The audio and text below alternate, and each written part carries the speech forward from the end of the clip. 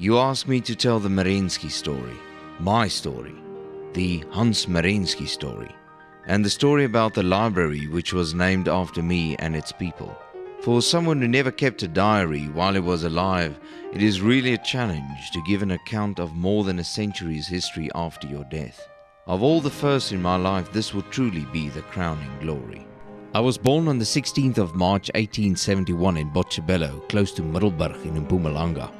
My parents were missionaries representing the Berlin Missionary Society. My father, Alexander, was the doctor and also cartographer who drew up the first maps of the area. My mother, Mari, supported him in his work but also had her hands full with 7 children. In 1882, our family returned to Germany, where I went to school. It was during my military service that I decided to become a geologist. I qualified with distinction at the University of Berlin. The excursions were the highlights of my training. I remember when I identified a mineral deposit before the professor could do it, his commentary was, "I do not know what it is about Merensky, but he seems to have a sixth sense about geological deposits." A sixth sense and the riches of Africa in my blood caused me to return to South Africa in 1904 and to open a private practice as geologist and mining engineer in Johannesburg. The Lecomte Madagascar fraud scheme in 1905, when mines were salted with gold ore and I could prove this, was my first breakthrough. My good income created the opportunity to invest money in new mines but also on the stock exchange. The sixth sense was also advantageous to my friends, since the money that I invested on their behalf returned great dividends.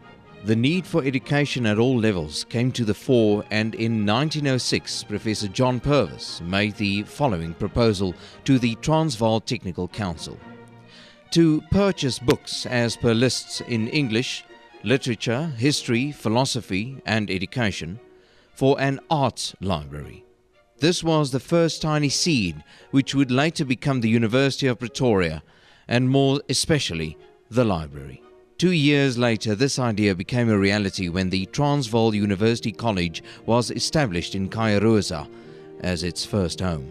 In 1911, the old arts building became the first permanent home for the library.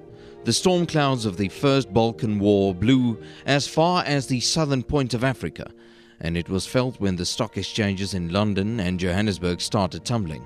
In an effort to protect the investment of my friends, I used every one of my available pounds. By 1913, I was declared insolvent. With the outbreak of the First World War in 1914, matters deteriorated further, and I was interned in a camp in Pietermaritzburg. After the end of the war in 1919, the world recovers, but for me and the library, it was still not a good time.